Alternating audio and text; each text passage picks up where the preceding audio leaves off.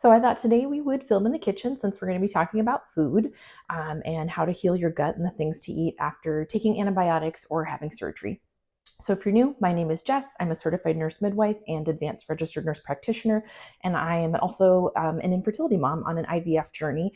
And about 3 weeks ago now, 4 weeks ago, oh my gosh, I can't believe it's been that long.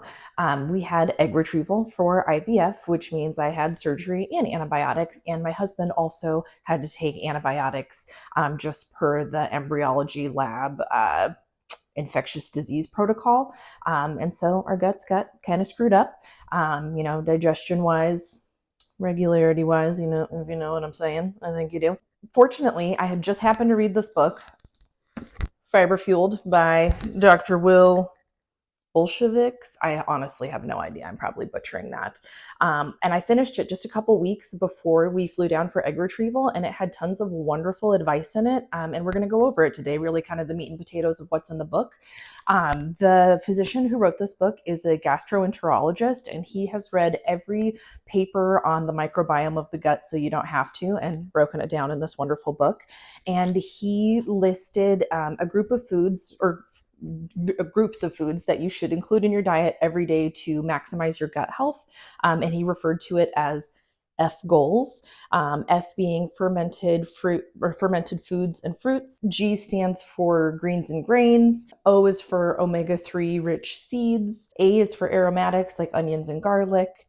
The L is for legumes, and the S is for sulforaphane, which basically translates to cruciferous vegetables. So we're going to kind of go over ways to include those in your diet on a daily basis. And even if you haven't had surgery or antibiotics, this is just good advice to maintain your gut health and the rest of your health all of the time. So, one of the things he talked about in the book was just how Americans, we really focus on like, oh, we got to get our protein, but we typically don't get enough fiber, and really it's like a detriment to all parts of our health. Full disclosure, he does advocate for a whole foods plant-based diet. So, if that's not your jam, I understand. But the interesting thing that came up time and time again in his research was that the number one predictor of gut health is just the variety of plants in your diet. And he said you should aim to eat at least 30 different varieties of plants every week. And that sounds like a lot. It sounds really overwhelming if you're just thinking like, I got to eat 30 different fruits and vegetables every week. But really, there's more to it than that. There's the different types of beans out there and the different types of seeds you can include in your diet. So we're going to go over that today. So starting off with F, the fermented foods and fruits. Fermented foods was one that was a little bit challenging for us initially, just because fermented sometimes means alcohol content.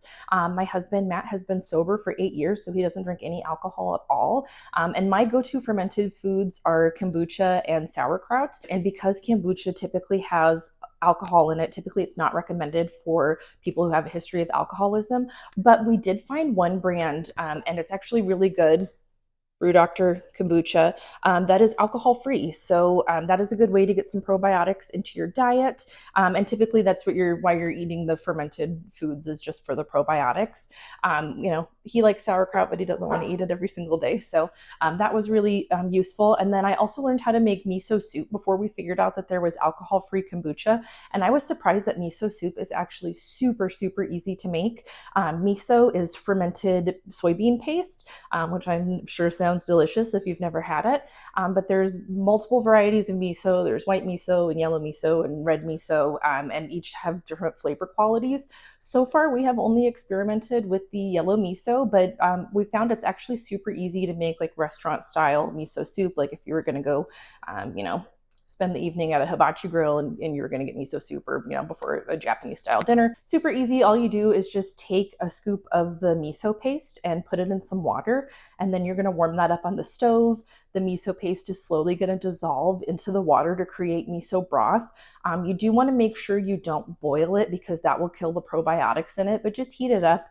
And then we like to add a little bit of finely diced tofu and seaweed and spring onions just to make it more restaurant style and give it some more flavor. But it's actually really good just as a broth by itself. And you probably wouldn't want to eat a whole meal of just miso soup. And so what we typically do is then pair it with vegan sushi bowls. And that's actually what we did for dinner last night. So we just made some white rice. If you wanted to be turbo healthy, you could do brown rice, but we prefer white. Do a little bit of cucumber and shredded carrot and edamame. And then I just baked some tofu and tossed it in soy sauce. Did a little bit more of the seaweed and the spring onions and topped it with some avocado and just mixed it all together. And it's super filling, super delicious, super healthy, tons of fiber. So that's an easy way to create some of those or incorporate some of those probiotics into your diet. And then as far as fruits go, we all know what fruits are. Right now in Washington, it's blackberry season. So I've been going out with my daughter every night after dinner. We have tons of blackberries on our property and just picking fresh blackberries to have basically for dessert every night.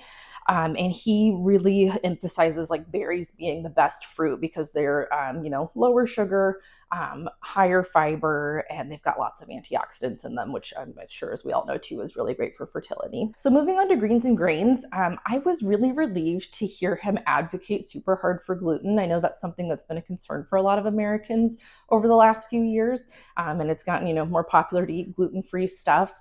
And actually, as part of my fertility journey, I did have gluten sensitivity testing just because women who have celiac disease are more likely to have recurrent pregnancy loss. And since that's something I've dealt with on my fertility journey, I just wanted to rule that out and learned that I do not have celiac. So I do not have a gluten insensitivity. And so, he, of course, advocates for whole grains over refined ones and says, as long as you don't have celiac, like really it is fine to eat gluten. And so that made me excited. And then another part of, what we do to maximize our diets for fertility is eating avocado every day, just because there was one study that found women who ate avocado every day were 30% more likely to have a successful embryo transfer. And so because we're gearing up for embryo transfer now, I am working hard to incorporate avocado into my diet every day. And my favorite way to do that is avocado toast with whole grain bread. So super excited. Gluten is okay. Greens, of course, are just leafy green veggies. He talks about in the book them being like the most nutrient dense foods and some of the most healthful.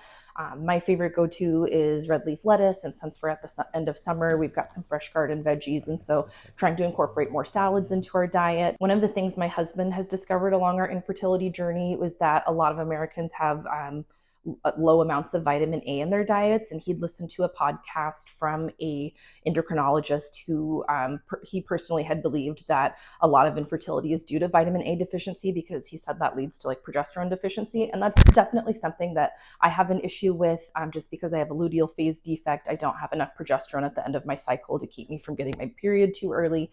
And so doing a lot of salads is a good way to incorporate a lot of vitamin A rich foods into our diet too, like shredded carrots, red bell pepper, and we try to do red bell pepper too, just because it's got the highest amount of antioxidants in it. And then it's also a good way to work legumes into your diet. So if you're, not someone who likes to eat beans all of the time, a lot of the times we'll do garbanzo beans on our salads or kidney beans, or if it's like a Mexican style salad, we'll do black beans.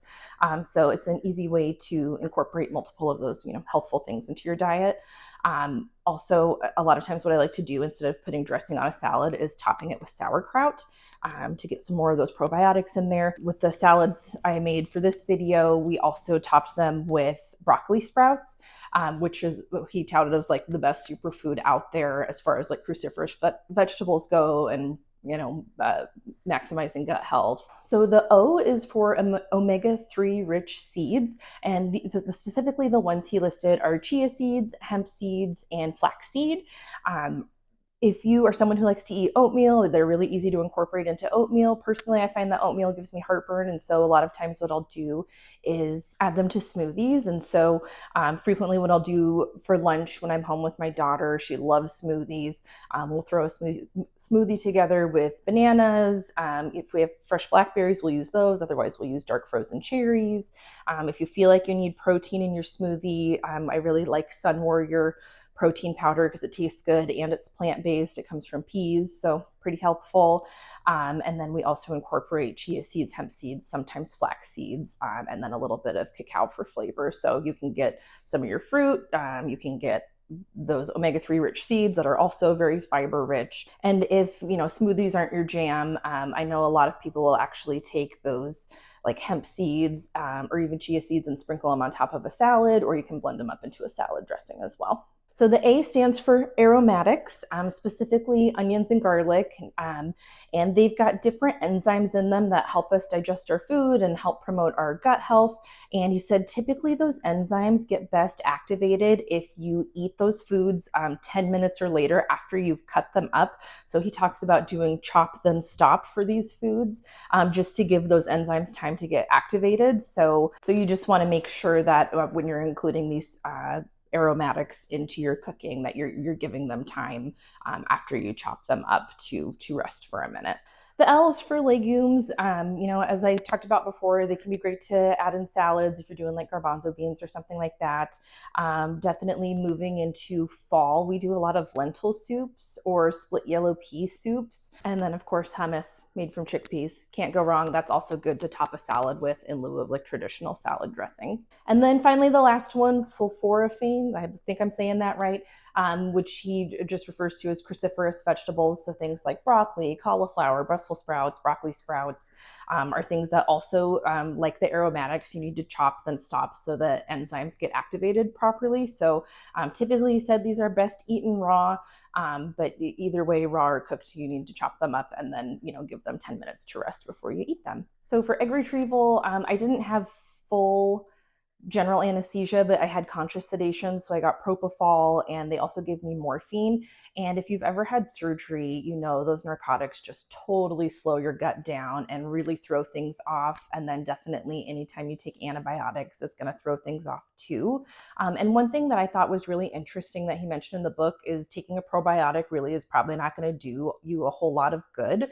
And that's something I always thought that you should do, is if you take antibiotics, then you should take a probiotic afterwards. But he said really research has shown that if you don't continue taking the probiotic, like pretty much as soon as you stop taking it, since it's not part of your normal gut flora, it's just out of your system. So really trying to get those good bacteria back in your gut through your diet is the best way to do it. So I found that really encouraging.